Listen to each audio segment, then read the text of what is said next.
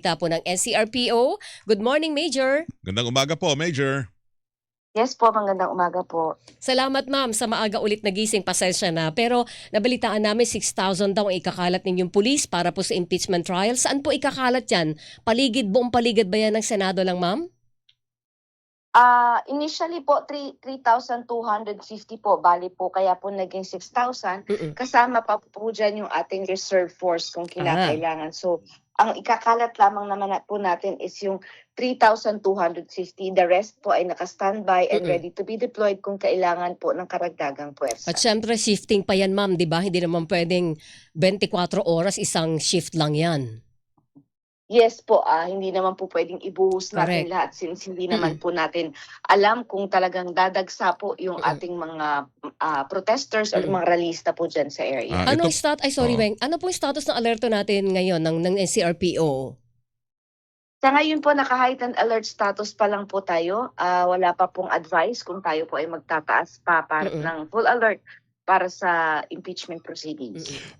Pakipaliwanag nga sa mga nakikinig, nanonood, Major, kung bakit kailangan maglagay ng security ganun karami sa paligid ng Senado. Yun nabanggit nyo, may mga tawag nyo, mga protesters ba? May mga inaasahan ganun? Bakit o ganun? Yes po, kagaya po ng mga nagdaang araw na nagkakaroon po ng issue or may mga sinasabi nga pong banta dyan sa Senate. Ngayon naman po, kaya tayo naglagay ng mga pulis ay hindi naman po para lamang sa security ng Senado, kundi yung mga dumadaan din po kasi may mga commuters tayo, may mga motorista po tayo na dumadaan dyan sa labas ng Senado. So para rin po sa kanila yan dahil baka nga po may mga supporter, may mga hindi supporter. So, iniiwasan po natin na mag-clash po yung iba't ibang grupo dyan sa harap ng Senado. Kung may mga pupunta, mga pupuntang gano'n yun, nababanggit yung mga supporter, mga protesters, sila ho ba'y papayagan o restricted ho sila sa area na yan? Restricted po sila sa mismong harap ng Senado. Kung makikita po natin, sarado na po yung harapan, lalo po yung dun sa may mismong gate po ng Senate. Meron po tayong nakaharang dun ng mga steel barriers para po ang makakapasok lamang talaga ayun po mga pupunta ng Senate, yung mga sasakyan po na pupunta ng Senado. Yung mga makikiraan lamang po, kahit mga naglalakad lang, nasa kabilang side na lamang po sila. Hindi po sila inaalaw na dun lumapit or dun sa mismong side po ng entrance ng Senado. Ma'am, hanggang saan lang papayagan yung protester at paghihiwalay niyo po ba ng one end to the other end ang pro at anti?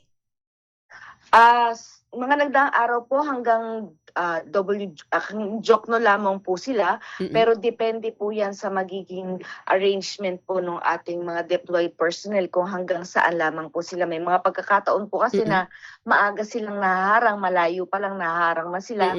Minsan naman po, dahil hindi sila sabay-sabay dumarating at may isang area na mas malapit silang nagkukumpulan, kung kaya po hindi natin masasabi kung hanggang saan lamang sila. Pero definitely po hindi sila pwesto dun sa mismong harap ng Senado. Ayun. So yung buong Jokno Boulevard na yon, sarado yun sa mga sa mga protesters, bawal sila doon.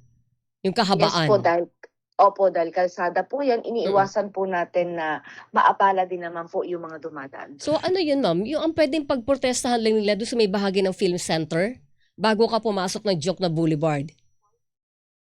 Meron pong, pwede po sila doon pero minsan po kasi nakaka-adjust pa rin po sila sa mas malapit sa medyo may part po ng Jokno na nakakapasok po sila pero depende nga po yan sa kung ano ang magiging sitwasyon po natin sa araw ng Lunes. Restricted pero pwede sila basta't wag lang lumapit-lapit ho dyan. Pero yung mga lugar kung saan sila pwedeng magtipon-tipon, kailangan may permit ho muna. Ano? Hindi.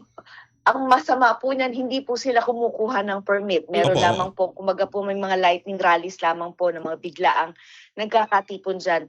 Wala pa po kaming, kumbaga wala pa pong rally na nagkakaroon ng permit dyan sa area na yan. Pero maximum tolerance kayo ma'am, ang postura nyo dito? Always po, maximum tolerance, paggalang sa karapatan nila at syempre yung ating police operational procedures. Pero wala kayo nabamala na linigan na bantado sa mga protesters na to, isasabay pwedeng manggulo kasabay na impeachment trial, Major? Wala naman po, naghahanda lamang po ang NCRPO sa mga posibleng protesta na mangyari sa araw na yan. Anong bilin niyo, ma'am, para sa mga protesters? Ay, ano pala, nagkaroon na ba kayo ng coordination sa kahit anong grupo na pwede magprotesta po starting Monday? Wala po tayong prior coordinations kung sino man po yung mga posibleng grupo na pumunta po dyan sa harap ng Senado. Okay, so anybody can go pero kailangan sumunod sila sa panuntunan ng Philippine National Police para maayos ang buhay natin para pareho, Major. Yes po, para po since wala silang permit, para po sila ay mapagbigyan, kumbaga depende po sa magiging pag-uusap nila ng ating mga negotiating team na nandyan po sa ground. Ano po bilin nyo sa mga magpuprotesta? May mga bawal ba sila na dapat nadalhin sa gitna ng protesta para maiwasang may makalusot na kontrabando dyan, Major?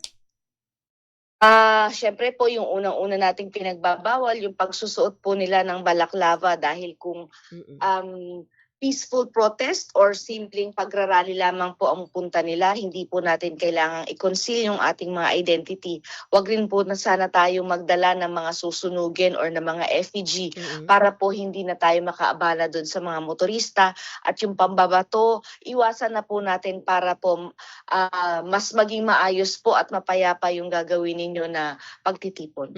Alright. Hindi naman tayo kukulangin sa mga lugar. Baka mawala ng pulis. Nandyan lahat. Oo, Hindi naman po, meron po tayo meron separate deployment po tayo sa ating mga communities para ensure na yung ating mga law enforcement operations ay hindi po napapabayaan. Ma'am, alam ko si IDG, ibang issue na to, ma'am. Alam ko si IDG yung posibleng manguna doon sa pagsisilbi ng warrant of arrest kung sakaling ilabas ito na Sandigan Bayan laban kina Senator Rodante Marcoleta. Kayo ba sa NCRPO, meron din kayong security preparations para doon? Ano lamang po kami, meron po, kumbaga kami po ay back-up lamang po ng CIDG kung kinakailangan po nila ng dagdag na puwersa. Perimeter security lamang po ang sa ngayon ay aming ipinoprovide dyan po sa labas ng batasan. Siyempre, ang pangunahin din dyan, Weng and Major, ay yung security ng mga aarestuhin. Yes po, kasama po yan doon siyempre sa ating tinitingnan kung sila po ay manghihingi ng assistance mula sa amin sa NCRPO. Ito lang, doon sa pagpasok ng Senate premises or sa paligid ho niyan, yung mga papasok ng mga sasakyan sa mga dadalo yan ba idadaan sa tight security check muna bago kayo pumasok payagan kasi di ba parang may open yan sa public kung gusto mo manood ng impeachment 61 seats ang available para sa public. 61 limitahan. Konti 61 lang. Maliit lang ang session hall. Meron bang Pagdating po sa mga sasakyan, ang nagche-check po ng mga mismong papasok po ng gate ng Senate is yung security na po nila. Doon na ho.